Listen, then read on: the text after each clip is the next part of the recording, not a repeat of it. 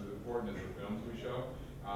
We feel that it's important also to have people have an opportunity to talk to and be introduced to some of the technical aspects of filmmaking.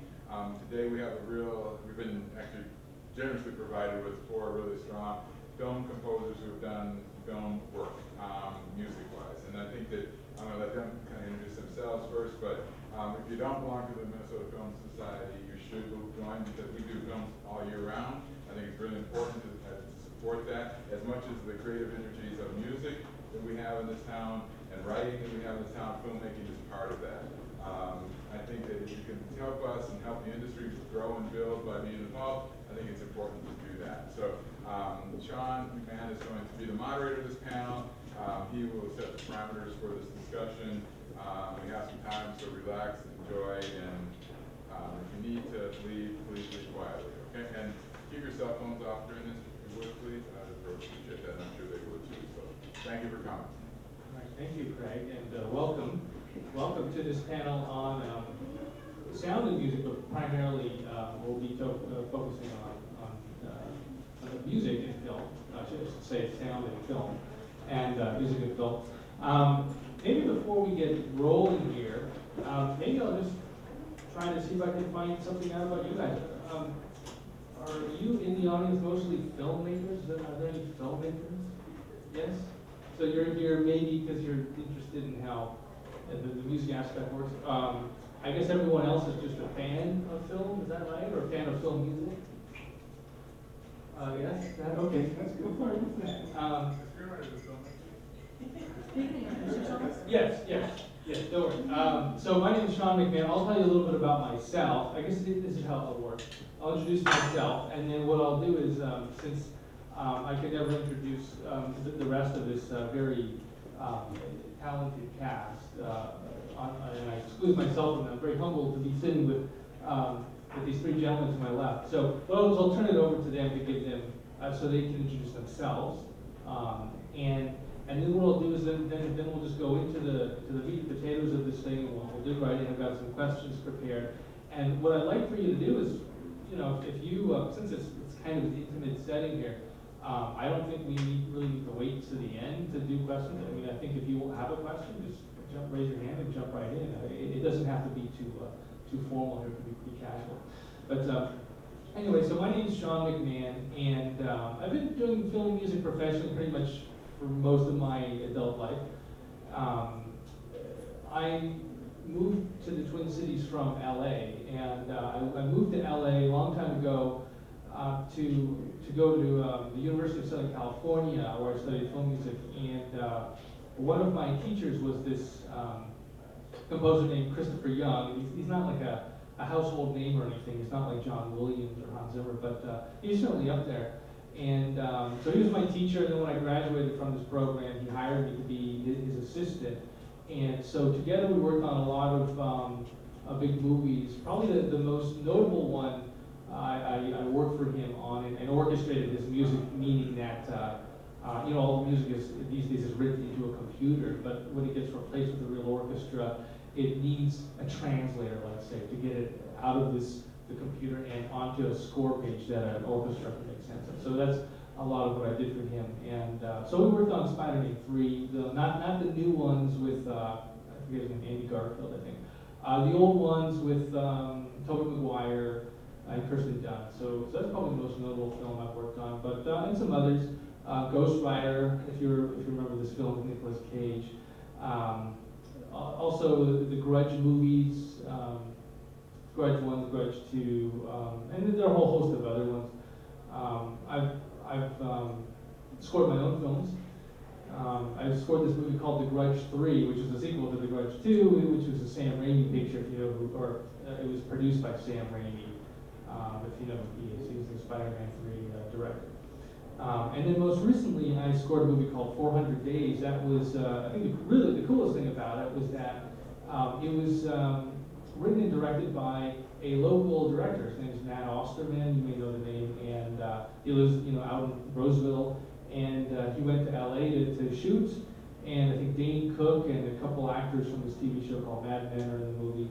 And so I just wrapped it up very recently. But about 6 years ago, I moved to the Twin Cities because I was getting married, and but I've been fortunate to continue working since then. And another one of the hats I wear is I'm the head of the composition and songwriting department at McMahon Smith College of Music in St. Paul, which is a contemporary music college. And so that is what I do in addition to writing films. So I'm going to hand the conch over to Will Vandercrommert to my left, and he'll give you an introduction and tell you a little bit about himself, and then down the line. Well, looking up and down this table, I know my introduction is going to be much shorter than everyone else's. Getting my start in the film world. So I graduated from St. John's University. I was a composition major, and basically from when I was a senior in high school, I knew I wanted to start in film. There was something very visceral about film music. It was kind of emotion synthesized for me, and that was something that really attracted me as a composer. So I hooked up with some great people from McNally, like Sean to my right here, and started doing some programming and some writing and kind of really getting my feet wet. And after I graduated, there's sort of that question that faces everyone that studies the liberal arts is, okay, this has been fun. I need to do those small things like eat and, you know, all the details of life kind of start to fall into place. And so the type of film work I wanted to do wasn't happening in the Twin Cities yet, but that's changed even in the last 2 to 5 years. And so I decided to go out to LA, spend some time out there. I was very fortunate to spend time with Jeff Rona.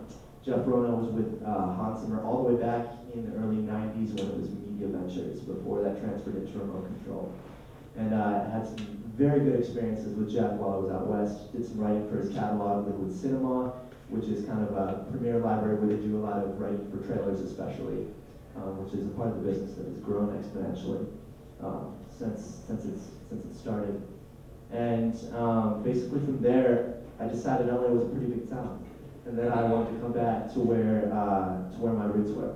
So I ended up coming back to Minneapolis, and since then I've started doing some content for BWN Music, which is a local ad house. So we're primarily on a freelance basis for films that are both local. I work remotely a lot. God bless the internet. The film business is kind of continually decentralizing. So we have a lot of people basically calling in via Skype to do things like spotting films and discuss what kind of music they're looking for their picture. So I work a lot out of Dallas and Milwaukee, and then still out of Los Angeles as well with the contacts that I keep there. And so yeah, like I said, now I'm busy in the Twin Cities, and I'm very much enjoying my time back in what is becoming kind of a bustling film scene. Thank you, Will. And to Will's left is Ken Chastain. Ken Chastain is not only one of the busiest composers in town, but he also joins the McMahon Smith composition faculty. So that's a really cool thing for me. So Ken, please take it away. All right, my name is Ken Chastain. I studied music at Berklee College of Music a very long time ago, and no one graduates from Berklee College of Music. Or nobody does, and if you do, you're no good. I graduated from Berkeley. It's true. No, I think you're an alumni there if you visit someone who goes there. Then you become, especially if you make music, you end up on their Berklee book. But I studied music there and came back making a lot of music in town for myself. But without being able to afford to do a lot of recording work, I ended up learning to engineer, which was my way to get to make records and participate in music. And that sort of rolled into a career doing I write a lot of music, but I also make a lot of sound design, and I also mix things, putting the sound design and the music and the dialogue all together. So on this panel here, I've probably done less music for film than anyone. I've probably worked on more films maybe than anyone, in that I've worked on a lot of stuff on the post-production side of things. So that's sort of a day-to-day job for me, is to take all these elements from guys like this that make music and mix it with dialogue so you can hear the explosion and have the music swell and the sound effect, and it all comes together and comes out of the speakers in the right way. So that's sort of, I'm a little more of a post-production side guy, although again, love making music, and I do it whenever I get a chance, and I've had opportunities to work in film, which I love to do. And I also do a lot of work for commercials and various things like that. So, and I also do a fair amount of live playing sort of these days less and less, but I do enjoy making music outside the world too. So I still continue to play live. But that's sort of I'm not sure how I ended up on this panel because I don't have as many writing credits as these guys do, but again, I do write a lot of music and sort of work in the film world. So. Well, he's being humble, by the way. Yes, yes. Ken is a very, very proficient musician. I've known Ken since he was about 18 years old. He's a very talented player. My name's Thad Spencer. I have a company in town here called Spencer. Predominantly we write music for advertising. And we've been doing that for 27 years, and throughout that process, you get to meet directors and editors and people that are involved in, and we had the opportunity, basically I was at lunch with some guys at Sundance because I had scored this little short for a friend of mine, and I met this Swiss-German guy named Mark Forrester, and he sort of talked like this, and he had a scarf, and he actually put eyeliner to cover his, where his eyelashes had been shaved off. He was a very strange guy, and I just teased him mercilessly at this time.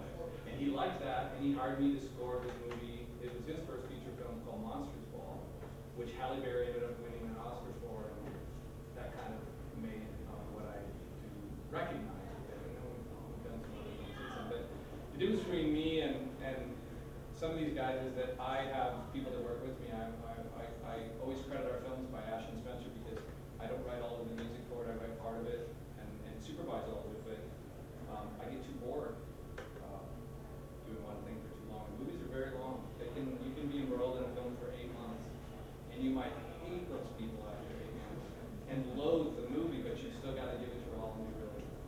So having all these other people around me, that we inspire each other and keep people excited. And actually, I met Sean several years ago. We were scoring a film called Machine Gun Preacher, starring the epic actor Gerard Butler, and we didn't want to go to LA to get our score done. So after you finish writing it all on your computer, you have to get it put onto paper so that people can read it and an orchestra can play it. And of course, looking at me, you know I couldn't do that. And so we need people that actually graduated school. Sorry, not actually. And see, that's why Sean needed to get his degree. We're street, man. We're all street cred. So Sean took our MIDI files, we came it on the computer. Our clients and our directors and everybody, they all looked at it and they said, oh, it's great, thank you. And then we take those compositions, give them to him, and he makes them real, for the cellist and the violist and the bass and the conductor and everybody. And then we flew to Bratislava and had this wonderful, essentially Czech Republic, Bratislava, Slovakia? Yeah. They were the Slovakian National Orchestra. Anyway, they did it, and not one note, you guys, was wrong. And there's a lot of notes. So very impressive. That was a great score. So kudos to you. Yeah. So now we'll jump into it. Maybe I'll start it with you, Thad. Then we'll move our way down the line here. Film composing, the biggest difference between, I would say, film composing and, let's say, your quintessential or your typical concert hall composer is that with the film you're composing for somebody else. It's contract work. It's work for hire. Whereas if you're commissioned to write a 25-minute piece for a Minnesota orchestra, the only person that really has to satisfy is the composer. It's not like the conductor says, I don't like bar 18, change it. And so to me, that's the biggest difference between film music and absolute music and concert music. And the biggest challenge I've had, just from what I've seen in my career and just in my own personal experiences, maybe it's the same for you guys, is the idea of communication with a director. So we all know that directors don't speak in musical terms, right? And I don't think any composer who has half a brain will talk to a director in musical terms and say, well, would you like a cello rondo here or a rallentato? Would you like a fermata or pizzicato or scappissimo here? Right? We all know to not talk like that. We always try to talk in terms of the drama. What should the audience be feeling at this moment? But even still, there are really big communication problems, and I find that speaking of degrees, a music degree is not really all that helpful.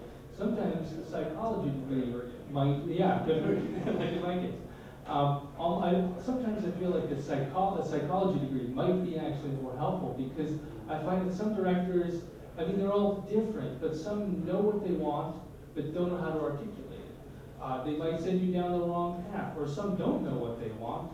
Well, They only know what they don't want. let's talk about that. So the bottom line is what I like in this profession too is it's not too dissimilar to your mom when she sang you a lullaby. Okay, she's just trying to get your ass to sleep so she can go have a cocktail with your dad, right?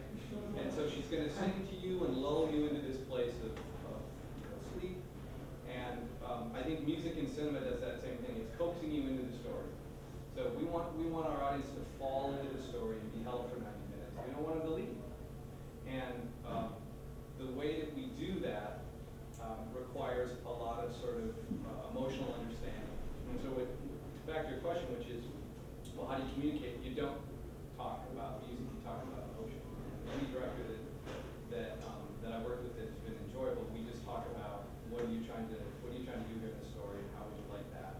Would you like that supported, or would you like it amplified, or would you like it crushed? Is it feeling too sporadic here, and you'd like to mellow this out? Cool, we'll chill that out. This feels too chill, I want it to feel more energized. Cool, let's do that. But the ones that start talking about actual musical,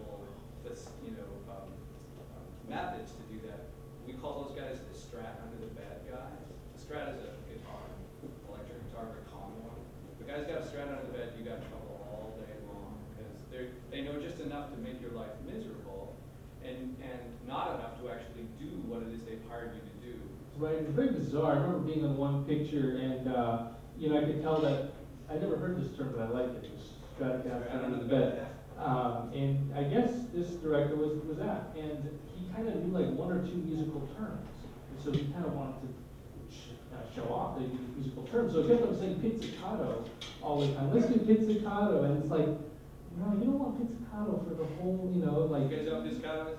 Oh, yeah, It's the violin plucked. yeah, And it's very light and very silly. right. So that's interesting, Ken. What I'm sure you have some with your long resume have had to deal with these communication issues. So what do you how do you respond to all of this? I talk a lot to students in town in my studio who come in and see my studio and say, oh, how can I get your job? And because it's a very nice place, and I'm always trying to explain without destroying them that it's very hard to get this job, and there's 10 guys out the door who would love to see me break both my legs and I don't show up. And a lot of what I do is to deal with someone who wants music from me. It's a service industry, and so I often say like 51% of what I'm doing actually is dealing with this person and helping them facilitate communication so that they can tell me what it is they want, because oftentimes they don't know how to put it into musical terms like we're talking about, and so you have to learn. We talk sometimes about educating the client, giving them just enough so that they can explain what it is that they're looking for. You don't have to use the fancy terminology, and the key is to talk about emotion. What are you looking for? You're supposed to be happy, you're supposed to be sad. One of the things I do with some of the kids that come into my room too is I have a clip of a girl walking down a hallway, and she goes down the hallway and then takes a right. And you can put two different pieces of music against that, and one of them is just a girl walking down the hallway and she takes a right. The other one, you're just waiting for the lion or the 10,000-pound weight to fall on her head. And it's just music, two different pieces of music. One makes you terrified as this girl walks down the hall, and the other you're just watching somebody walk. And so the idea is that music is incredibly powerful from a visual perspective, but you have to determine what it is that we're trying to say here. And so sometimes you just have to do it, don't you? You have to put something in front of them and let them react to it. And they're everybody's becoming very critical about music because we all have 2,000 songs on our phone. And so music has become this instantaneous thing that we can all judge really quickly. And sometimes you do just have to put it in front of the director or your client or editor or whatever and get the reaction, and then start your rewrites based on that reaction. You have to you can't just talk, you have to put something in front of them, and you gotta sort of, do that work, and sometimes that might take you 5 days to write this composition that is gonna maybe get murdered, but you have to. And then that murdering teaches you something about, oh cool, he really hates these dark kind of chords, he wants this to feel lighter. And sometimes you'll be told, what we want is dark chords. dark chord music, and they're like, what is this? It's And so then they play, scary. and then they play something that's whatever, something that is not dark chords at all. And then you're like, okay, now I gotcha. Hopefully you didn't spend 5 days per composition, doing this, but it does happen. And that's why I think an early relationship in any film is a great thing, because if you can start to understand what it is that the filmmaker is looking for before you go make a whole bunch of stuff and then realize that what they meant by orchestral was heavy rock, you can get yourself in deep trouble. So, What a lot of you may not know too is the director and the editor are communicating to us before we've even seen picture, because they're applying music to that picture. It's called temp music. It's a both horrifying and sometimes wonderful problem, because it's horrifying because the score has all been imprinted. Like a little baby duck, they come out of the egg and they look at the first thing and then they imprint on it. Well, people imprint on music, and so the film becomes this score to that, and you are tasked with usurping all of that and creating this new score. And sometimes you just can't because they love it. It's called demo love, temp love. But they are communicating a great deal with you. They want this section to be sad. They want this section to feel emotive. They want this section to feel scary and energized or whatever. So you get this template.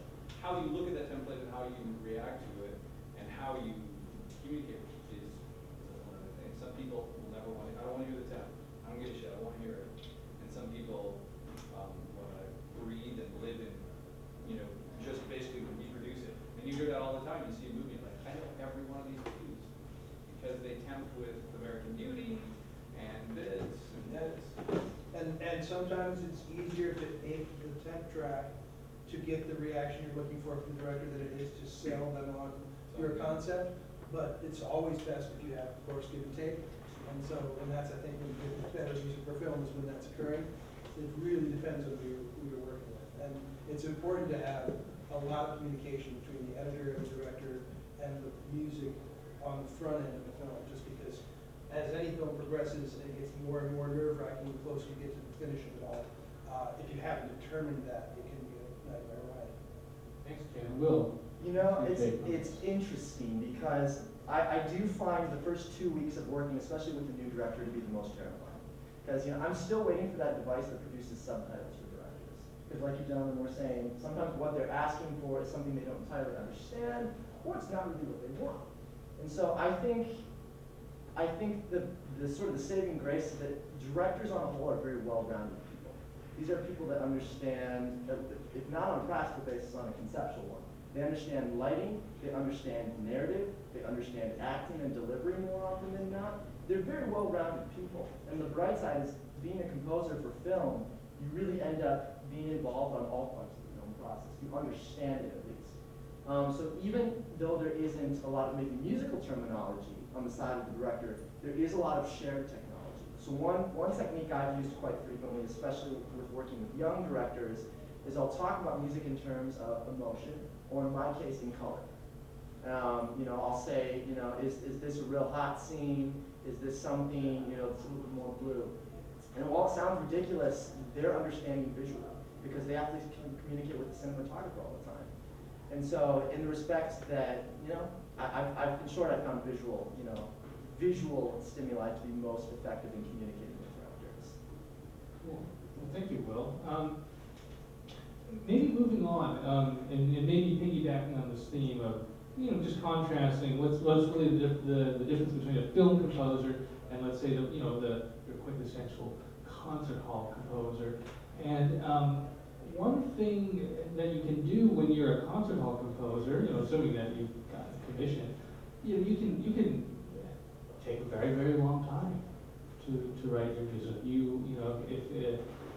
If it needs to be a Tuesday night when it's raining and there's a Seinfeld rerun on to get inspiration, then you can wait for that, to happen. But the thing about film is that there are some insane deadlines, and I would say unreasonable is not totally inaccurate. And so maybe we'll start with you, Will, and go down the other way. How do you deal with this idea of deadlines, and how are you able to be creative? You basically have to flip a switch. So how do you deal with that? Exactly. Well, I find the more that you do it, it's like a muscle. The voice is a muscle, your legs are a muscle. If you want to run, you run. If you want to sing, you sing. If you want to compose, you compose. Like you said, it's definitely a switch that turns on and off, so if you're not doing it enough, you definitely find it's harder to come back and revisit it. And in terms of deadlines, actually, Craig, I'd kind of forgotten when you made the introduction, that was my first 20-hour session, working on process at MCAT. And so I think it kind of becomes a muscle, something that you do learn to turn on and off, and it becomes easier over time. I've found it most helpful to try and focus on exactly what I'm doing. Try to somewhat detach yourself, not from the work, but from the emotions that are involved in the work. As soon as you become fearful, as soon as you become apprehensive, as soon as you become questioning of yourself in a fashion that's unreasonable, your progress slows and sometimes halts. You essentially kind of psych yourself out, is what I found. Nothing like a deadline to power up the muse. That's right. It's strange. It's creativity on demand is what we call it where I come from, and it's something you have to learn, and it is not about, like you said, waiting until that moment where your muse comes. It's about making some music today because tomorrow you have to make a different kind of music. And nothing like, I had a chance to work on episodic television a while back where it was an episode a week, 14 weeks, and that was it. It was just every week you finished an episode. It didn't really matter whether you thought you really nailed it or not. You just had to turn in your next assignment and move forward. I was afraid a little on the front end because I'd never really done that. And when I finished it, I was super invigorated and kind of wished that more of my life worked that way because there was just this, it just had to be. There were no options as opposed to, chucking and jiving and you really like the time at the end of the week to really finish this the way you really want to. So I know that, as a music maker, we just have to be creative in the terms that are determined by the filmmaker. The thing with I'm talking to filmmakers, though, the thing I always want to talk about in that respect is it's so important for the filmmaker to have at least a general concept as to what it is for the music person to create the music that you're asking for, because I can't tell you how many times I've been working on a scene, for example, and I've created a piece of music that has been custom made to that scene, and then a director will say, well, we changed it, but we just changed it slightly, it's not going to affect your music at all. Just 10 frames. Just 4 frames. Right, exactly. And and that's all as musicians, that's all a laughing thing because a frame is a fairly large piece of landscape for us. It's a lot of real estate. Literally 4 frames of something means that your music used to go da da da da da da da and hit the thing that happens. And now it goes da da da da da da da and then the thing happens. And it doesn't work. And so when a filmmaker's saying, oh, we changed a little bit, we took these 2 scenes and did that, and you have some sort of thematic thing that represents this and this, then suddenly you may not think it's a big deal, but from the music perspective, it might have changed absolutely everything. And it's not that you shouldn't do that. Maybe this was the best thing you could do for your film. It's just that having the understanding that it's going to affect the people on the next set of things that need to be done for your film, and if that next day is music, for example, timing is everything. So as you change the timing of your film, or you tell your composer, this is a film block, we're locked, and then they go off to compose the score, and you keep tweaking because you want to make your film as good as can be, that's understandable. But you need to understand that that's going to change everything for the composer.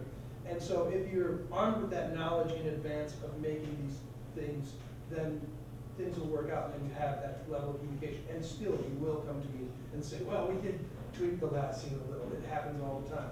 And that's, again, understandable. But I have also worked with people that just seem to have absolutely no clue that this is how it works. And they make these changes, and then they're blown away when suddenly you have to explain to them, you know what, I have to go rework 6 of those scenes, and it's going to take an extra couple of weeks because these are complex things, and I already recorded the string. Yeah, right. Who are you kidding? Exactly. So hours is what you're going to get. And there is that too. We're trying to work as efficiently as we can, because we all know that film takes an immense amount of time. And most of your film composers aren't just composing for your film. They've probably got a few things going on to stay alive. And so the communication, again, it's just everything we're going to talk about today, I think, comes down to communication. Because if you're talking to your director and your editor in advance, I just had a guy asking me, how can we cut down some of the prices for these various things? And the honest answer was, it is doable, but it requires communication in advance. It requires you know, pre-score, which is something we talk about, where if I can create music for you in advance of you starting to edit the film, for example, because we've had discussions and I know roughly what it is you're looking for, and you can use my pieces to temp into the score, then suddenly I don't have to have you show me a scene that's got a piece of music from your favorite movie in it, and suddenly I'm trying to give you something new for that scene, and you're like, well, I really like the way this other one works, and you know, it can be incredibly time-consuming and complicated. So, pre-score and communication are two things that will actually make you, it'll save you money, it'll save you an immense amount of time, and also, hopefully, it'll actually make the whole experience more fun and less just sort of nail-biting, because there can be extremely anxious moments, especially when you get sort of towards the end of the film, in which all these elements, your sound design and your color correction and your music are supposed to come together into this thing. That's crunch time. That tends to be when we're sort of working at the peak of what's going on. But again, not necessarily if we can, for example, temp score things and get them in your hands in advance, so that you're at least working with something that we've made. Because it's easier for me, obviously, to modify my temp score than it is to try to make that thing that sounds just like Raiders of the Lost Ark, you know? So he used a couple of terms that you guys might be hip to, might not. Do you know what lock cut means? Or picture lock. So picture lock is when we're delivered a film, generally we don't work on it until picture's locked. And that means the edit will never change. Not one frame of the picture will change, which is just the biggest fattest lie. And I mean, we put it on our contracts, we do whatever we can, please don't change anything, please don't change anything. Well, of course they do. Last film I was worked on, we were mixing at Skywalker Ranch. It's a beautiful place, maybe one of the best places to mix on planet Earth. And, you know, it costs, I don't know, $1 trillion a day. The cut was changing while we were in mix at Skywalker. So we're locked, I don't know, 3 months ago, and the cut is still changing. They gave us a room, 2 rooms actually, where we set up just to make compositional changes to the edit changes that were happening in the post-mix. By the way, the post-mix, what he's been talking about, is when they mix the sound effects and the dialogue and the ADR and all the audio elements together in a big theatrical recording studio called a soundstage.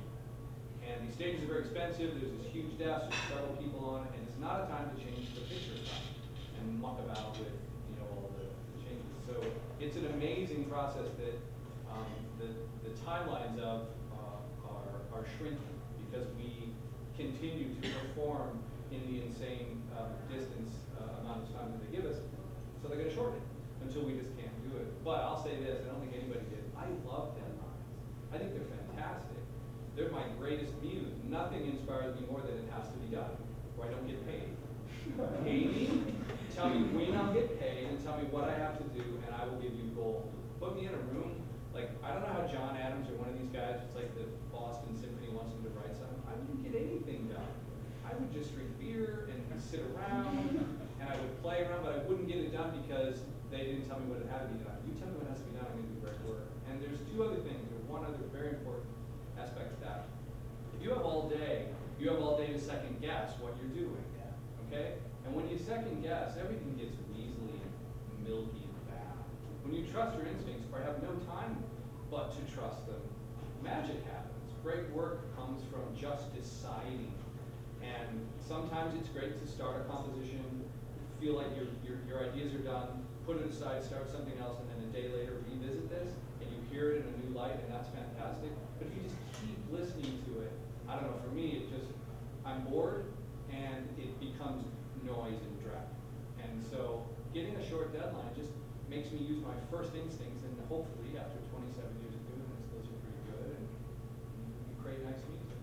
You know, though it seems unrelated, I can't help but like think about technology and how that plays into the whole deadline scenario, because I've worked with some directors, and you guys can either confirm or deny this from your own experiences, but I've worked with some directors that know the kind of malleability that technology brings.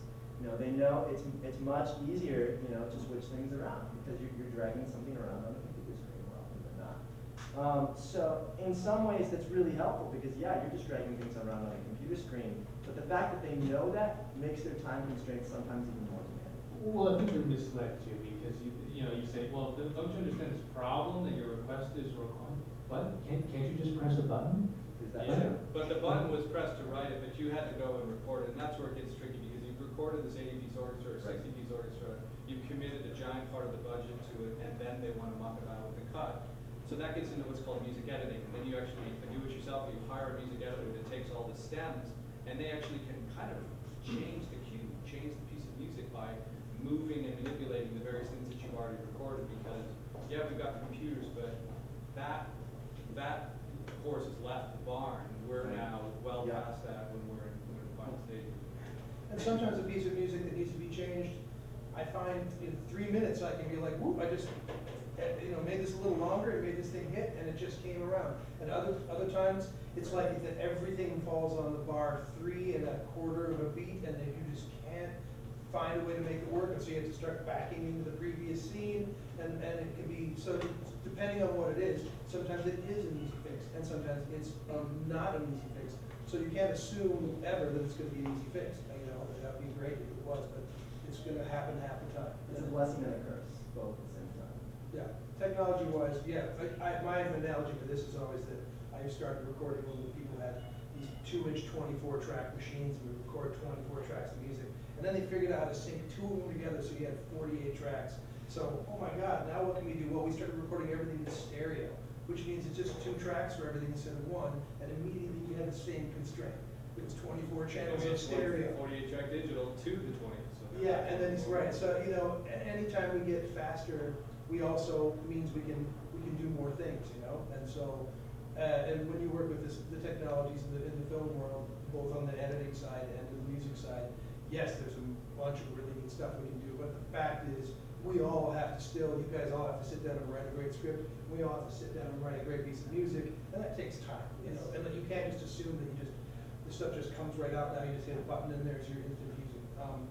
Unless it's it's just a drum machine in the score, I suppose. You just hit play at random and see what happens. I suppose you can make an art film that way. But if that's not your film, then you're gonna have to take some time. And it's just as important to let the music people make their music as it is to make sure that the lighting guy lights your thing so you can see people's faces.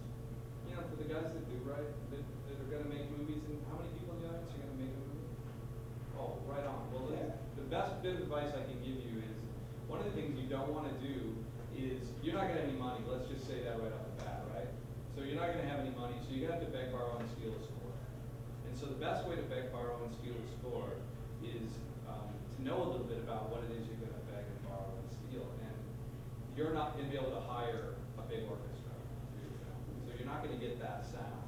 And you're going to want to make sure that maybe you're hired somebody that can bring a sound that either replicates that really well using samples, which by the way is really hard, and you need also a lot of money to have the really good samples that do that, or step off that sort of Hollywood sound and think about how could we do this with a violist and a cellist and a guy playing on guitar. I can afford that, right? You can afford that. Wouldn't cost that much. Well, I mean, seriously, you can, because you can get somebody from a student musician or something. So the more forethought you can put into that your expectations are this instead of this, then the more happy you're going to be. You're going to have human beings playing instruments and not computers playing instruments. Because if I don't have any money, I'm going to use a sample string session, group, and I'm going to fake things, and you're going to know it. No matter what, you're going to know it, because a human being didn't convey an emotion and sort of draw you into this piece of music. Questions? Maybe the gentleman with the hat. Can I get Hollywood sound on an electronic mixer? What do you mean?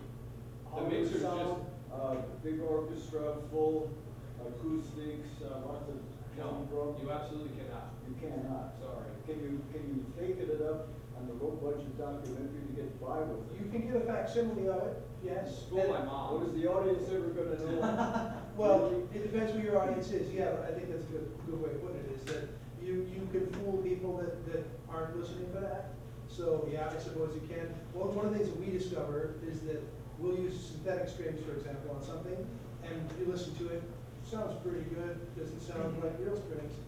Sometimes you can bring in 4 string players. It's just a couple. And just play on top of that, and something about the rosin on the bow and the way you play, which is not the way that a sampling keyboard plays, can layer on top of that, and you listen to it, and you're like, it's It's unreal when you mute the real strings, which might just be a couple of people, Yeah. and then you got a pretend 40-piece orchestra, and then you unmute those real strings, just a couple players, and there's this life that comes from the strings.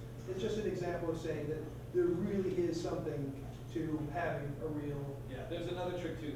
We have this instrument called the LA scoring strings. Do you know that? Do you have LA scoring strings? Okay, what's great about LA scoring strings is it gives you each grouping of instruments, and then it gives you the indices of them. So for instance, if you wanted to record, you wanted to play a part that was just the first violins, you get 3 separate groups of just a few of these players. Okay, I'll try to illustrate this quickly. So you play the line with this little group. Okay, so do-dee-da, ba-da-da-do. Play it again with this other group, do-dee-da, ba-da-do, and don't quantize it in your computer. It actually kind of sounds like people played that because there's a little disparity between how my fingers hit the keys here and how my fingers hit the keys here. You do that again and again and again and again and again, and you do the hard work of actually playing each instrument once at a time, and you don't let the computer fix all the sort of nuance. It sounds pretty good, but it'll never, ever, ever, ever, ever sound as good as a real group. Repeat the name of that, LA scoring strings. with an A or an E? LA. Oh, like Los Angeles. Yeah, they recorded in LA, I guess. It's basically one of those big film And there are a number of these libraries that composers use, and they're expensive. And then you actually have to learn how to use them, because each string player, of course, when a person bows on a string, there are things called articulations, the way you bow, whether you pull fast and then slow down, or pull slow and then speed up, all that stuff is incredibly complex. When you get into that stuff, sometimes you think, God, wouldn't it just be faster to have real people play it? If your entire score is just legato strings, which is just that soft, constant playing of the string, you're gonna have a better chance of getting a sample that actually makes it sound like that. But as soon as you articulate a melody, you can hear it. And strings are better than some instruments. As soon as you get into a solo melody of almost any of these instruments, there's amazing sample libraries to do these things, but again, there's nothing like a real player. And I still have yet to hear, there's a few instruments, saxophone being one of them, that there is no sample that sounds like anyone playing. It's just Horns embarrassing. suck too. Yeah, horns are tough. Does this imply finding someone who can also score for you? Because my experience is not very wide, and a normal film editor wouldn't really have a sense of how to score. Right, yeah. I mean, again, we all have heard filmmakers who do the score too, so there are all those people, but that's an unusual person. Usually you have someone who spent most of their life learning to cut film, they're really good at it, and you find another person who spent most of their life making music. Those are the people that make the music. Although again, these days, and I tell my kids this because I love it, with the tools that they have on their Macintosh at home that they're supposed to do their homework on, they've got GarageBand on there, and they can do 60% of what my very expensive recording studio does. 70%. There's all this time code and stuff that we as filmmakers need to know about. But my kids can grab strings and just start playing them right now. My kids are 12 and 14 years old. Probably better than I am. Well, and I think I mean it. I guarantee you his kids are talented. it's amazing. So again, but it's like me asking you, can't you just get a robot actor these days? I mean, they got some amazing robots. They do, but it's not going to be the actor in your film. And odds are, if you want a emotive, beautiful melody that expresses the emotion for your film that you're looking for, it may very well not come out of a computer. It may have to come out of a If computer. you want to hear the difference, watch episodic television and Yeah. go watch a feature film. Episodic television is always out of the box. That's the term meaning. All the instruments are coming out of the computer. Plastic.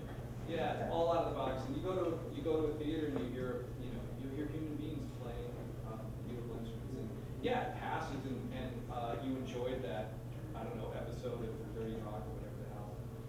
But it's not the same. And feature films do demand a higher sort of production value. And so I've seen guys like, why am I blanking on his name? The German director who directed that great Grizzly Bear movie with the guy against Yeah. Werner Herzog. Werner Herzog's great at like he never has any money. He's always been borrowing and stealing everything. But I saw this great score he did with a cellist, a guitarist, and I think one other instrument. And it was a really evocative, beautiful score that didn't cost a ton of money. And he just got thoughtful people, and he kind of whipped them like a circus performer. I mean, I couldn't imagine working with that guy. He was beyond anything imaginable. But he got something really interesting, and so a lot of forethought can save everybody a lot of time. Yeah. As a make it a lot easier to score if the source material or the narrative is better? I mean, that could be the case with Makes you wanna take the job. yeah, he's able to, because he's got such a compelling narrative, it doesn't require as much legwork to the score. I was talking about this the other day with a friend of mine. I have had the great privilege of working on some films that just were not very good. And in that, there comes this moment as a composer in which you find yourself trying to make this scene better with your sound design and your music. And sometimes it's just not working because the scene itself is just not carrying itself. And there's only so much you can do. And it's very powerful what music can do in sound design as well to carry a scene. But let's be honest here, if the source material itself is not compelling, no amount of, it's the lipstick on the pig concept. There's only so much you can do to save something, So I think that's just a general practice from the get-go, is that you can't take a half-assed film and give it to a great composer and say, make this a great film, That's a great point. Always, it works the same way. You can't have half-assed music support your beautiful scene. It can literally take the legs out from under a scene, too. Just like if the cut at the end of the movie is gonna really help the movie, you guys would probably rather have the movie be good. Well, And do one more, and conform it one more time to the picture. Yeah. Well, and also, the thing to Not. remember is, music's the very last thing that gets done. The mix is the Right. very, very last, but the mix isn't so much any art is being made, it's just the manipulation of all the art that's been created. So, it's the last thing everybody gets to change, and the people that muck that up more than anybody is the studio. So, it's the director has what's called final cut, or director's cut, usually it's called final cut. That means that he or she gets to make all the decisions, and nobody, including the people that pay for it, get to change that. That's a wonderful director to work for. But often they have to work for a studio, and the studio is the ones that pay for it and distributing it, and they want to, as we say, piss all over it. And they're going to want to do it throughout the process. As it gets closer and closer to going to fruition, and they've actually screened the film and it's scored low, what are they going to change? What are they going to change? Let me think. The only thing they can, the music. So it's a nightmare. And so you might have written a beautiful score, but it's getting low test scores. It's getting 50s or 55s, and they want 70s. Then they're going to change the music. And that's sometimes a second guessing nightmare that ends up causing composers a lot of problems. And then you have those instances where the director wants one score, the producer wants another score. I've never had the pleasure of those. But and then you have to write two scores, and then ultimately only one will prevail, and then you have to get kind of in the middle of this weird triangle, and it's very icky. Yes. Yes. Can you talk a little bit about the relationship between original soundtrack and score? And the context that I have is we're in post-production of a short film, low budget, through Kickstarter. We have a local successful band musician who's agreed to create the song for us. We got that going. He's also doing the score, but he's never done a score. Why not let them do it? How does that? What's that process? Do you He'll know how to make the music because he's worked in studios, right? He or she Yes. makes records. Yes. So half of the battle is done. He knows how to write songs that make you feel a certain way. So if this person writes something that you like, absolutely, he'll make some mistakes and you'll make some mistakes, but you got time and you don't have much money, so let that happen.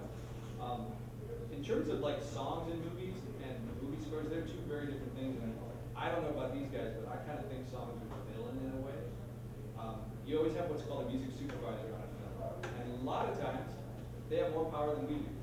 So what a music supervisor is a fan of music, somebody that likes music and places songs in film. A lot of times that placing a song in a film is a mechanism to make money on the back end to sell soundtrack records. Okay? That's really why it's there. It's not that we need to hear the Rolling Stones during that montage scene. It's that that's going to blow up the CD, okay? Which nobody's buying CDs, so that's even a stupid concept. But nonetheless, there it is. Music supervisors have gotten omnipotent, and composers are kind of the ragged, scratchy grass growing in the backyard. So the problem with a song is that we all identify with it. You might identify with that Stones tune because that's when you got lucky in high school with his first girlfriend or whatever. We have these concepts about that song that mean something to us.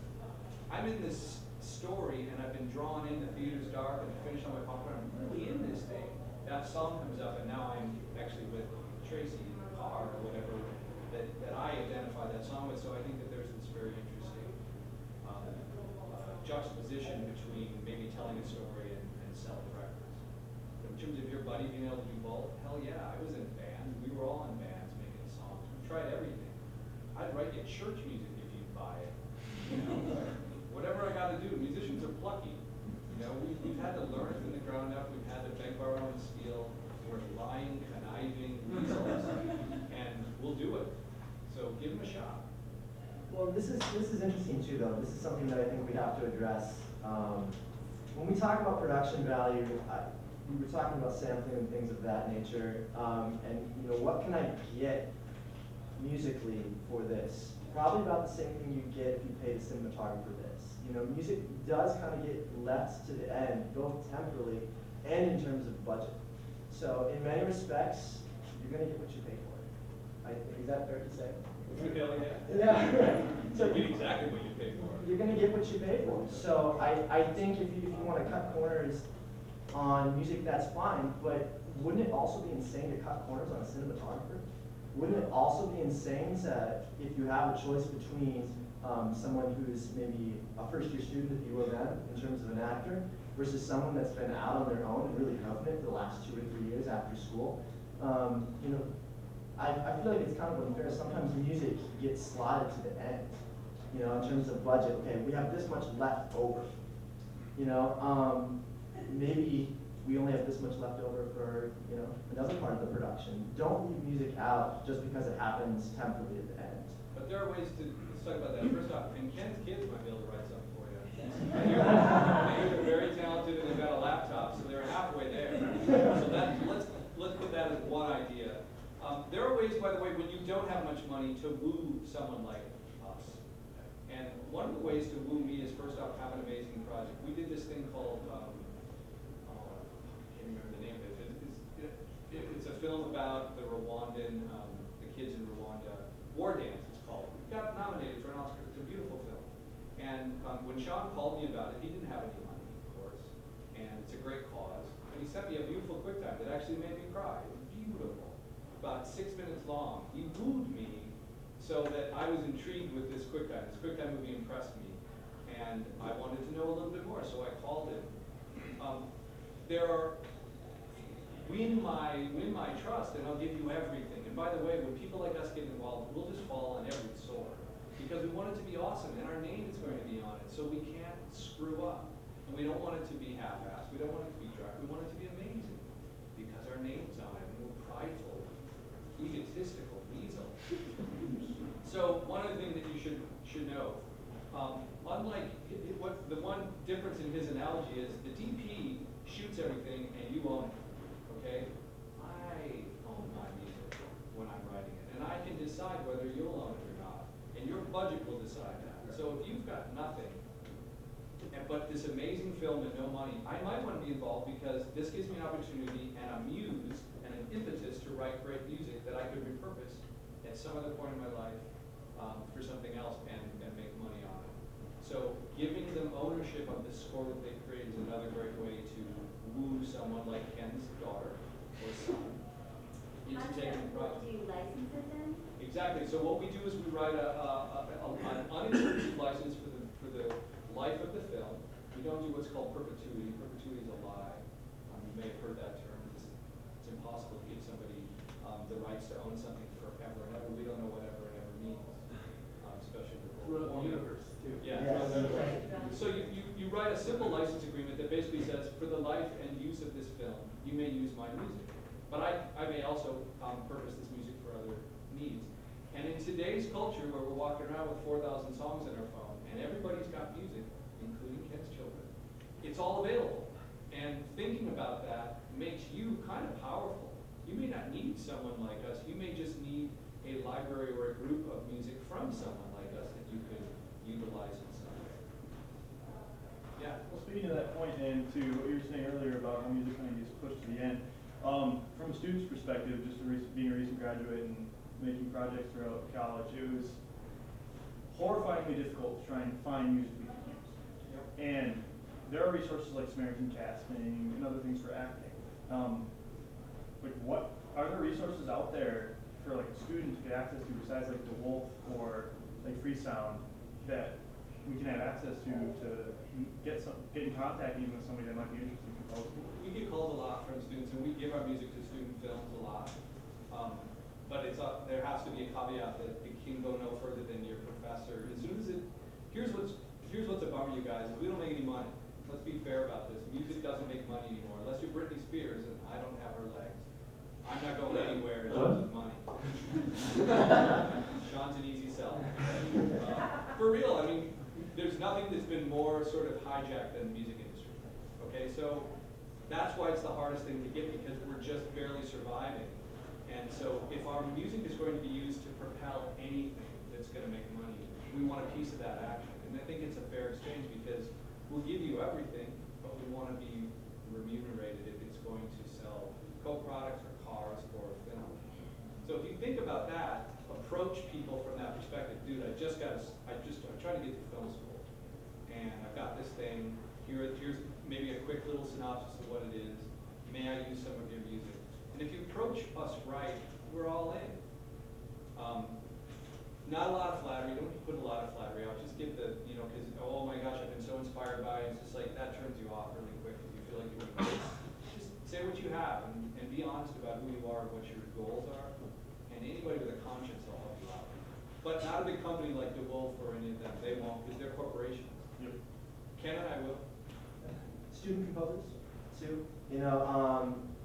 Basically, when I was in school, I was lured to go meet directors. Why can't directors do the same thing? Go hang out at a film school or go hang out at a music school, see what's going on. That's another really great way, not only to get a custom-made product for your project, but also to give someone else some experience as well, if you just recently exited school or if you're still in your education tool. Like I mentioned, I'm the head of composition and songwriting at McNally Smith, and I teach 2 levels of film scoring to burgeoning composers. In fact, the way I met Will was another teacher at the college said, I'm teaching this student Will some piano, but he's interested in composition. Would you, take a look at his stuff? And so I'm constantly trying to get young composers to write for people like yourself. In fact, the way that Will, I was the connection from how Will met Craig, and Will was sitting at my dining room table, and I was watching him rescore a scene I gave him, and we didn't even really talk about music. I said, what do you want to be doing? I want to score film.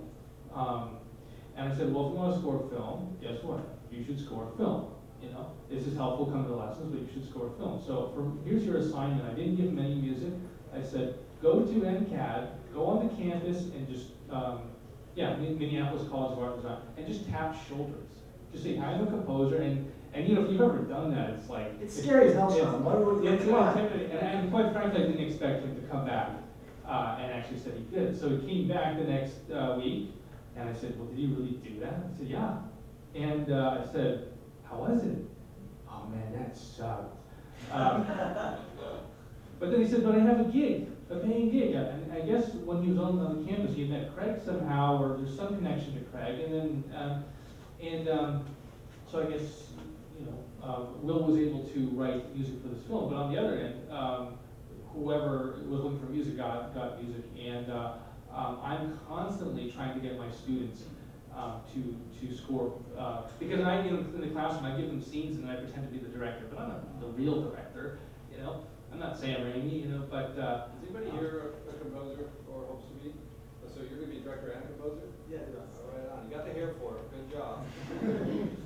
Let's talk about that for 1 second, because I get a lot of submissions, and maybe you do too, and maybe you do, Ken. But because my company has some credits and we've been around a while, I get a lot of submissions from composers, and one of the mistakes they often make is that their stuff sounds like everybody else's stuff. There's this convention that Hollywood is instilled in our brains that is supposed to be film scoring. I think that's ridiculous. In fact, you need to reinvent yourself every score you do, and if your last score sounds anything like your previous, I think you're making a mistake. So the most important thing you could do is try not to sound like everybody else, and someone like me is going to listen to you. But when you just, come on man, it just sounds like every film score I've ever heard, the Mercado string doing this, and then the sus doing this, and the brass coming in, and I'm turned off immediately. And by the way, you're probably going to produce that on your computer, and so I'm going to hate it even worse. Whereas if you made it with people and you got a small little string quartet together and you did something that's not normally the convention in Hollywood, and I moved by it, man, I'll listen to you all day, and I'm gonna call you. So that only matters to my man here with the hair, but maybe the rest of you will one day want to be composers. Any other questions before we move on? Yes? You talked a lot about having a film and having the music kind of support the film, but do you guys ever feel like you're composing music and the film actually is what helps your music? Like you want your music to connect to people emotionally. And if you just had your score out there and someone's listening to it, they think, well, this classical music is kind of nice, but then when they hear this movie, they feel emotionally connected to the sound of the music. You feel like you're in a way using the film as well. Yeah. There's a lot of film music that if you listen to it all by itself, it's disjunct and kind of confusing actually. In the best of both worlds, you have people like John Powell who are incredible at both. They create a very stimulating piece of music that stands on its own and it absolutely marries to the picture in a very beautiful way. And that's the end goal. Every time we step into a film, that's what we're trying to do. Let's create a great piece of music that reinforces and serves this picture. But sometimes, it's a piece of music that's going to focus and function best with the picture. That's in mind. Yeah, I think for the terms of this conversation, this is about music to picture, which is a very different animal than just music.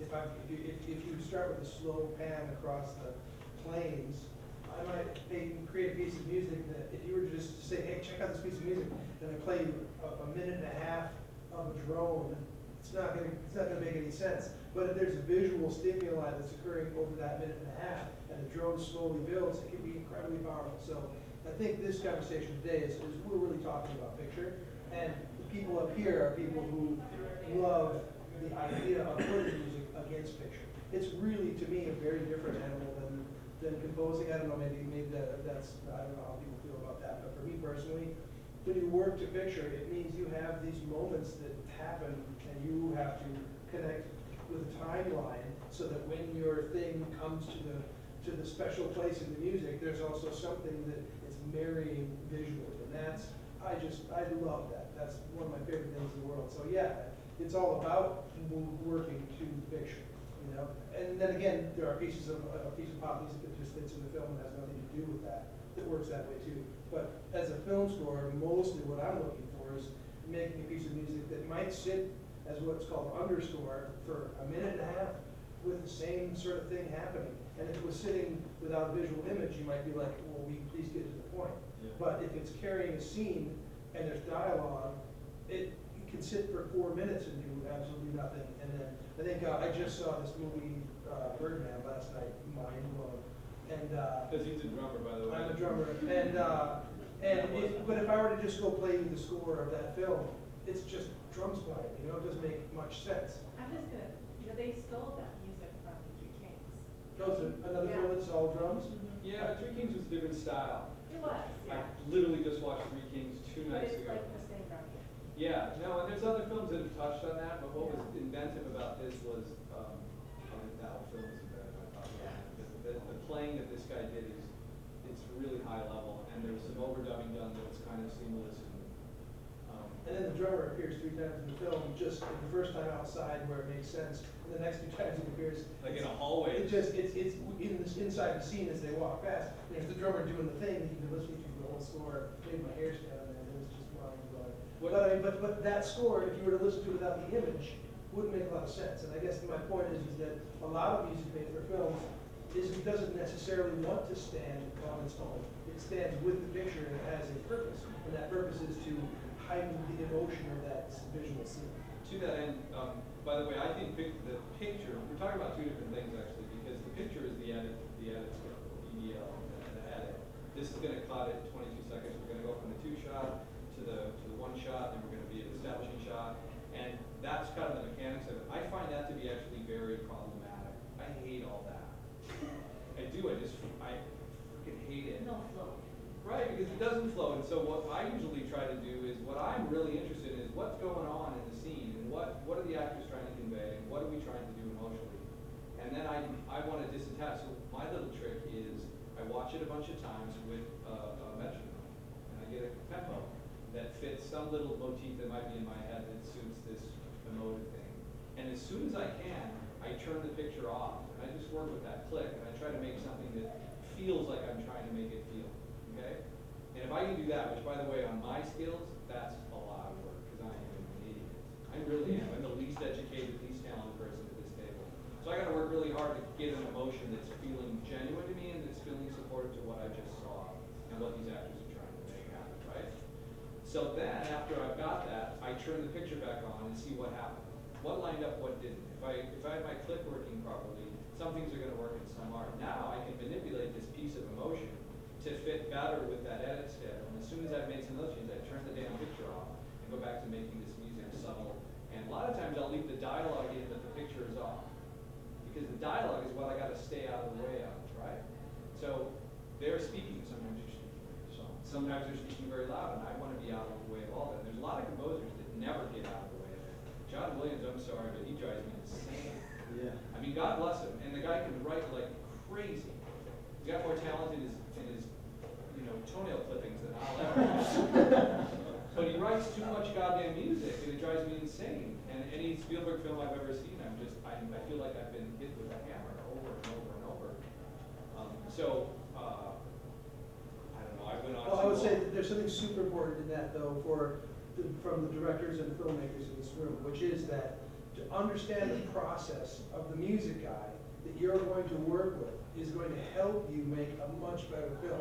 And what he just said was, he watches the scene that you made and you chose to use a wide shot, and there's all these things that as a filmmaker you're really into, and he doesn't really care. He's the composer, but what he did do was he watched that whole thing over the course of, let's just say, it's a 90-second scene with a tempo that's doing that, and he watches the whole thing through, and does that kind of fall in nice places? And if he doesn't, he's going to take a tempo like this and watch the same thing.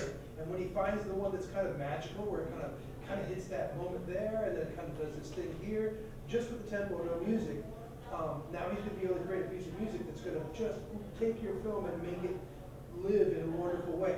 And then when you call him and say, well, I just changed it a little bit, I'll go insane. it takes that whole process, and it may not destroy it, but it certainly takes everything that he was doing to lift your film into this magical place, and says, let's make it lots harder. Do it with one hand tied behind your back and a blindfold. And so, if you even just understanding what he said there as a filmmaker, and then him understanding why you had to choose that you had to go back to the establishing shot again. So I'm sorry, but you did, because he does understand that too. That's the communication that will make the process of making music for your film an enjoyable one, and it will make your film live and breathe like it's supposed to, as opposed to sort of creating something and then changing it and then saying, okay, let's all just deal with this. It's not a great way to make a film. And you know what, Hans Zimmer is a good example. We mentioned Hans Zimmer. Okay, he's a giant. Guy makes more money in a day than all of us are going to make in our lifetime. Right?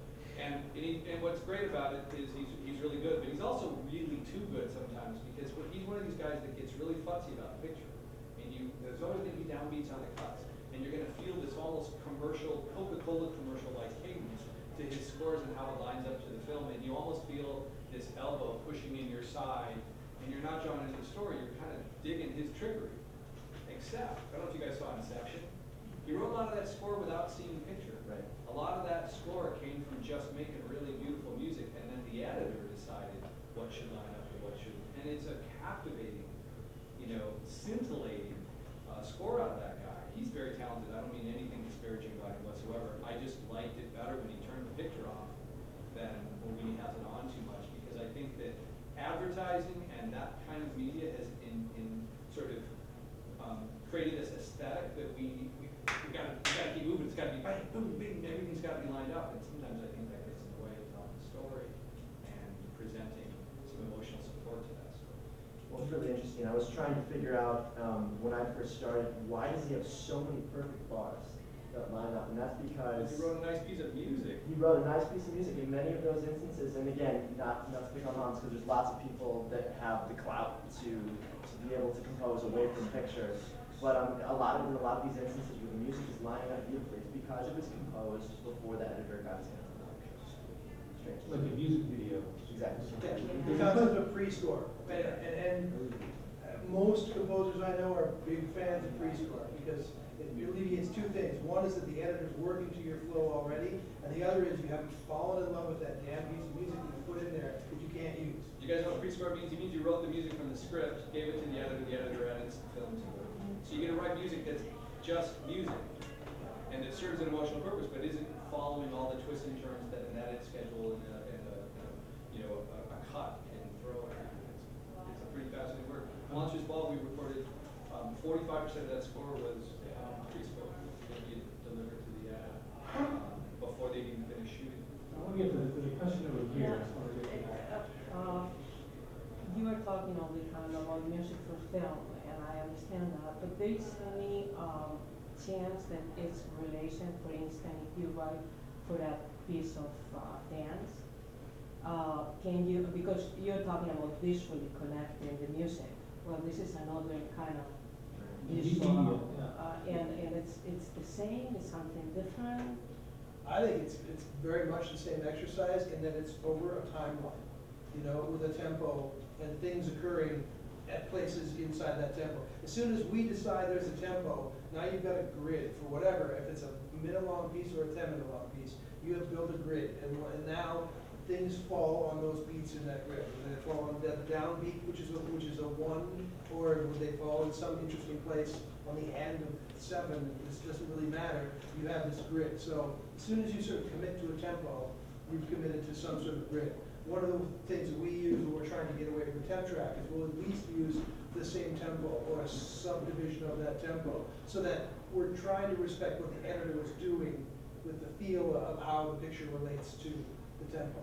And same thing for a piece of dance music. I've composed a few pieces for dance, and the thing I love to do is to, again, create a tempo track, even if it's just a click track for their dance. Go watch them dance.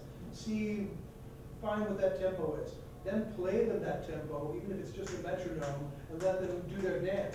And then maybe perhaps film that while they do it. Then you can take it back and realize, I think the apex of this dance is right at that moment. And compose a piece of music that does this thing and goes right to that moment, you know? Almost no difference there than writing to a scene or a picture of a film. And in some instances, it's completely different, because instead of serving the director, you're serving the choreographer. I've been very lucky to work on 2 dance productions, and basically all of it was pre-score for what I was doing. I would watch some of maybe the motions that they were doing, and then I would go through and generate my cues or my pieces of music from there. And then the choreography was generated in large part from the music that had been composed. And so there's just how it works in the film world. Sometimes there's a happy medium of music preceding motion or picture, and sometimes following. So it can really kind of work both ways. There's a question over here? No? Dude, I thought you had one, right? Yeah, I was thinking, you were talking about reading the script for a preschool, and I was thinking of other kind of stimuli, like when you go to the set and you meet, have conversations with the actor, meet actors, Yeah. and so forth, like, All is that that traditional? Generally, we're starved for that information. That's the stuff that lets us know what the hell you want from us, and we're trying to get that information in any way we can get to it. So that's an expensive place to visit, unfortunately. A lot of times you can meet your director at pre-pro when the DP is sort of getting they'll do what's called a shooting board. I don't know if you guys know what a shooting board is. So when a shooting board is created, it's this meticulous drawn frame, sort of scene by scene breakdown of how the film is going to be. And the DP is often integral in that process, because he's deciding on what film stock to use and what look to use for various parts of the. I've had 3 films where I've had very important meetings at that stage. We get to see, they'll have it in a room up on walls. I mean, you can take up walls and walls. All of these walls can be covered with the shooting board of the feature. And you can kind of see how it's going to unfold much more than just from the script. And that's a great time to get some information and start writing music. But once they start shooting, man, that's so expensive. And the last thing they want to do is have your sorry ass mucking about on their set. Well, what do you think? I was thinking it's shut up. And actors, by the way, are very fussy people, and really a time, and by the way, your director's gonna be so busy and so taxed with what it is he or she has to do that that's the worst possible time. But you can see dailies, and sometimes they'll let you see dailies beside a non-compete or disclosure and do all this other legal hoo-ha. They configure a delivery method that gets the film to you without, internet corruption issues. It's a rare opportunity, but every once in a while, the information that a composer gets on set actually drives the sound and shape of the score. So, Phantom, which was composed by Jeff Rona, which was last year, he basically went on set, and Phantom it's a World War II film about submarines, two competing submarines that were pitted against one another. He was actually fortunate enough to go on set and sample the sounds of the submarine. And then we hear those scattered throughout the score. So in some ways, it provides not only helpful information and stimulus for us as a composer, but sometimes it completely influences the score as well, in terms of the content of what's actually in the score. Again, a rare situation and happening, but when we get that opportunity, we're salivating. We have time for 2 more questions. So I think you had the red pants. You had a question. Red pants. I was just curious, when you talk about pre-scoring them, are there different levels of pre-scoring? Is there like giving the script, you kind of get your head going and then bring you to the... Well, hopefully the directors talk to you too. You can get some information about what their goals are. And then your pre-score isn't just shooting in the wind, you're actually sort of following perhaps creative lead that was given to you by them. And there's one other trick that's awesome. Everybody here's gonna learn it. You ready? Give them a lot of variations of the cue that you've written. So if you write this thing and you've developed it with some sort of ostinato that's arpeggiating on a few instruments, and then there's this thick string thing that comes over, and then there's an accordion melody, and then there's this guitar, and break it all down to like 8 different versions of that same thing, or different iterations, and deliver those all to the editor, and kind of explain to them, we were kind of thinking for these scenes, this kind of emotion, here these cues, like roadmap it, and then they can pick and choose and combine and alter, and that will often get your music utilized in the edit much more readily than if you just didn't have a conversation, didn't really know, you were just trying some things out, and you just gave them one mix. Yeah, no, because I've cut a documentary to a CD album, because the CD album actually caught what I was trying to do for the film. And it was great because you could just move everything around. But if you have an idea of what we're trying to get at, then you're putting that into the music. So And that idea might come from you just playing it cut off that CD. Oh, cool, you like this. Great, that's a great idea. I wouldn't have thought of that myself. Let me go with that. I won't rip that off, but that will inspire. Well, that was just bang money, Sure, yeah. Yeah, but, and the pre-score doesn't have to be the final score. That's what we call a pre-score. But basically, it's going to give you certainly maybe a tempo. You can come back and say, this is working great, but I just wish it had more edge to it. And that's something that the music person can take. The piece we've already created for you is our piece, so we can modify it heavily, as opposed to trying to take a piece now that you've borrowed off of a record that you can't use and try to build something that works in that same way without it being that same thing. It's just a lot less interesting a task. That's why, again, which is why when we use this term pre-score, the idea is hopefully the pre-score isn't just what we think, it's what we've had a conversation with the filmmaker about, and then it's what hopefully mutually we said, yeah, it should have this sort of instrumentation, this sort of move. Then we give you a pre-score, and then in Thad's observation, if you can get people who know what they're doing musically enough to give you stems of different variations of the same theme, an editor's going to love that, because the editor can say, I like this piece of music, but I just used the super stripped down version because I think it works better for what I'm trying to convey, or the really thick one with all the instrumentation or anything between just the drums on this part. That's if you have tools like that to work with, you're going to start sort of scoring it with our score, and then when it's our time to finish the score, we're raring to go, and we don't have to start aping a bunch of stuff that's not our music. Yeah, it sounds great. So we have 11 minutes left. I think, you on the end, you had a question? Well, I was just wondering if you could each say a film that you thought had a brilliant score. Thought I had a brilliant score? Yeah. Thought I had a what score? A great score. A great score. Can you only pick one? I'm gonna go with Cool Hand Luke. Cool Hand frickin' Luke, man. There's this nylon guitar piece played by Lalo Schifrin in that is such a fantastic juxtaposition of what you would think would be there, because it's a bumpkin, southern, racist, bad, all those kind of imprisoned, and then it has this beautiful, thoughtful, contemplative, emotive piece of guitar music that sort of carries the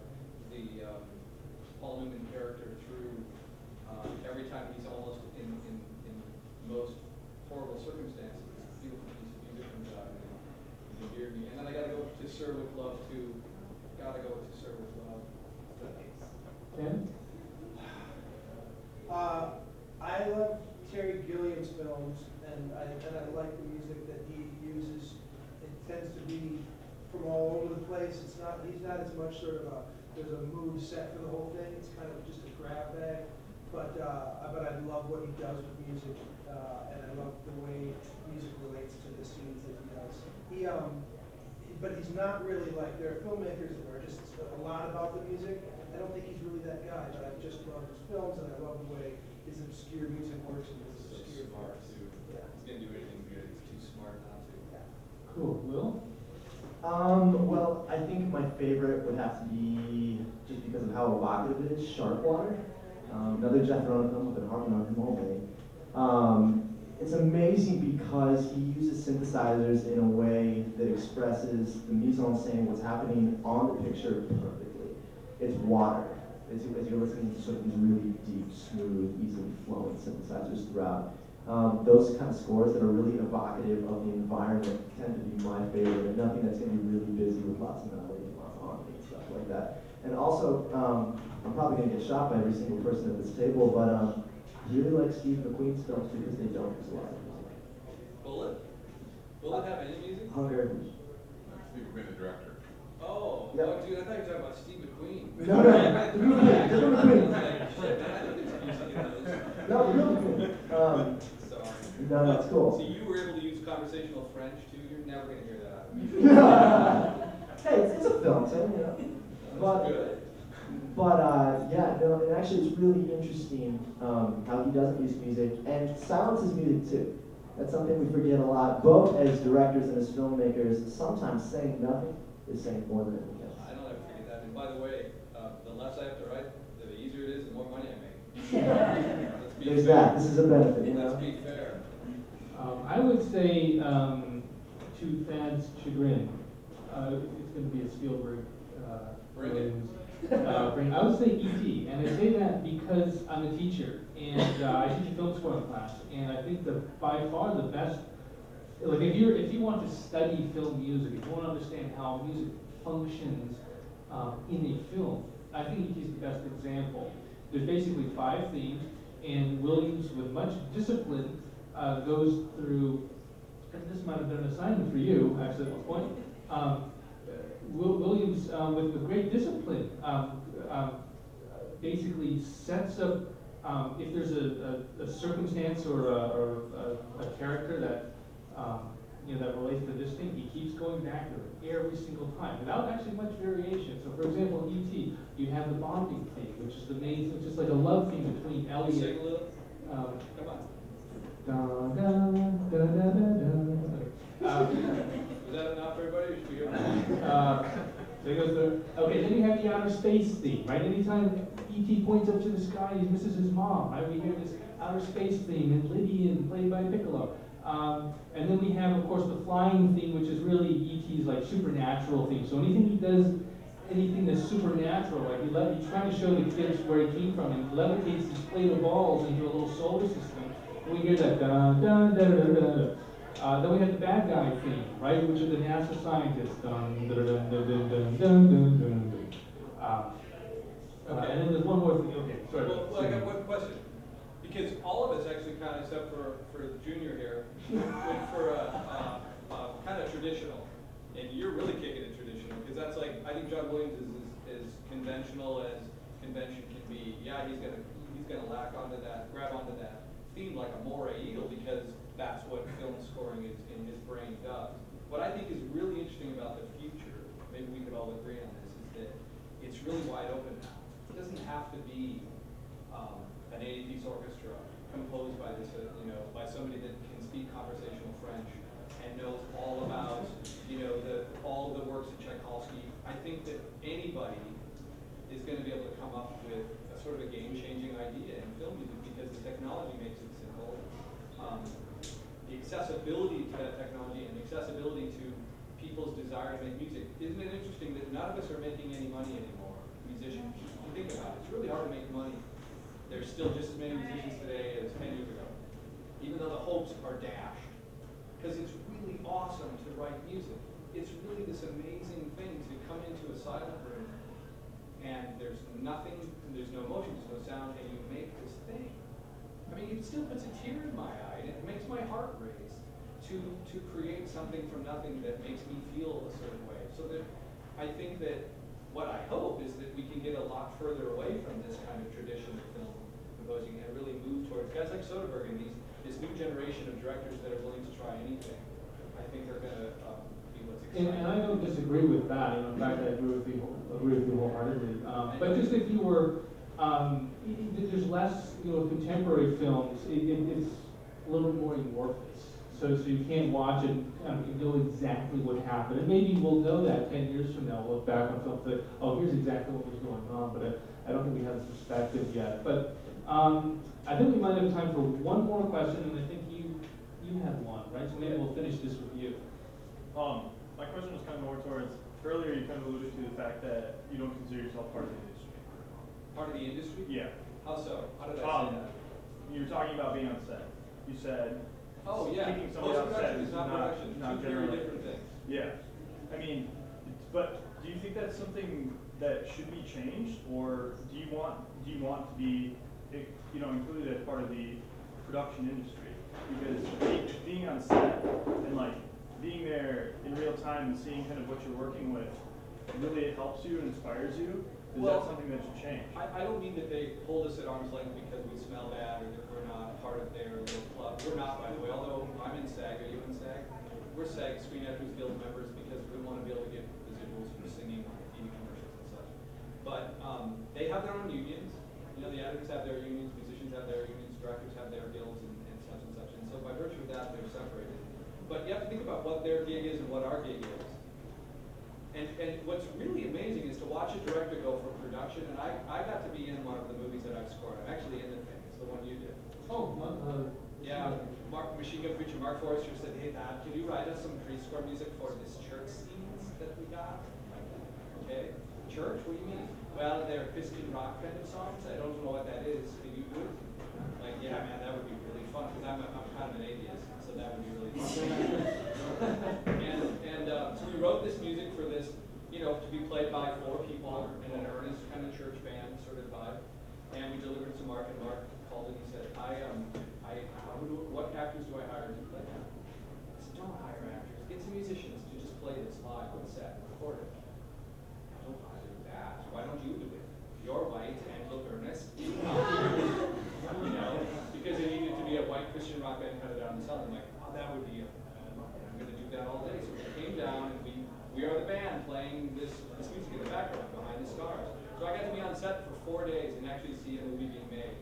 And what was most surprising to me is, first off, that is a nightmare that I didn't imagine. Post-production is like, we've got warm coffee, we have really comfortable chairs to sit in, It's a wonderful place to be, air-conditioned rooms. It was a nightmare. We shot in Detroit these scenes. It was hot and nasty, and they were moving at a pace that was... It's a glacial pace. That's the filmmaking is that. And so, if you're making music for film, it's not...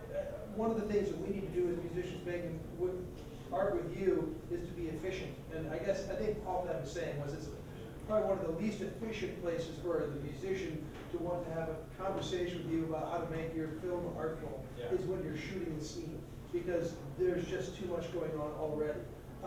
There's this film, Rumblefish, it was made a long time ago. Stuart Copeland did the music for it. Stuart was on set with his drum set, and he would play the drums while they would rehearse the scenes. And I can only imagine that the actors didn't like that at all. And it struck me, I'm a huge Stuart fan, and yet that struck me as that was probably everyone on set except for Stuart thought this was the stupidest thing they could do. But, he created a score out of it, and that was his concept, and it worked for him. But I doubt it was probably even enjoyed by the people making it. So, so it's not that we're not supposed to be there, as much as there are probably really prime times to be involved. But I think what we talked about today is probably in advance of shooting, it's a great time to be involved. And then obviously on the post-production side, those are the two sort of obvious places. And I think we've all agreed that the more information we can get on the pre-production side, the better ride you're going to have on the post-production side. Well, I think we can all agree that we would be remiss if we didn't end this panel on the Stuart Copeland Rumblefish story. So I believe it is 5:30, and yeah, exactly. So we've got to end this now, but thank you for coming to listen to us. Hopefully you learned something, and hopefully it's been productive.